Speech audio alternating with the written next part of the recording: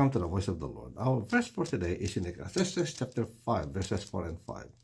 When you make a vow to God, do not delay in fulfilling it. He has no pleasure in fools.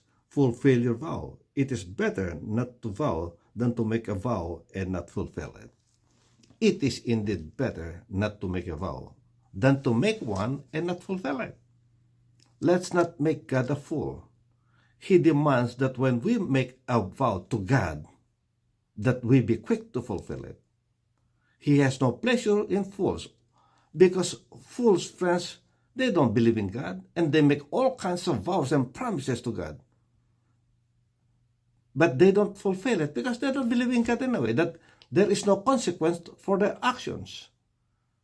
Well, friends, to us who believe in God, every promise that we make to God, let's fulfill. Let us be quick to fulfill, because God will do His part. When we make a promise, friends, we believe that God will also do His part. Say, Lord, if only you will do this, I will do that. See, we demand something from God. There are times, friends, when we are so in need, and we go to God and say, God, if only you will deliver me from this problem, I will do this. See, it's a promise that we made. It's a vow that we made. Nobody demanded that we made that vow. Even God did not ask that we make a vow. It's from our hearts, because we were in need. And yet, when the blessing comes, we forget the vow. As if God will forget it, but God will not forget it, friends. He is still waiting for us to fulfill the vow that we made. So if we promise something, be quick to fulfill it. Yes, there are times, friends, when we make all kinds of promises, even when we are not in need. In fact, when we are victorious, when we are just rejoicing, and we make all kinds of promises to God. Because that is part, again, of our rejoicing, that, Lord, thank you, now I will do this.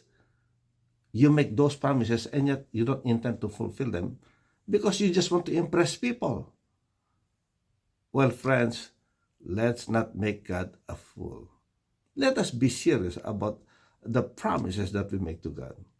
Well, there was this man in the book of Judges named Jephthah, and he was to fight his enemies. But friends, before he went out to fight the enemies, he made a promise to God. He made a vow that whatever will come first from his house to meet him when he comes home victorious, he will offer it as a burnt offering. And so, friends, maybe in his mind, he was thinking about his pet dog, or maybe any animal that will come to meet him when he comes home.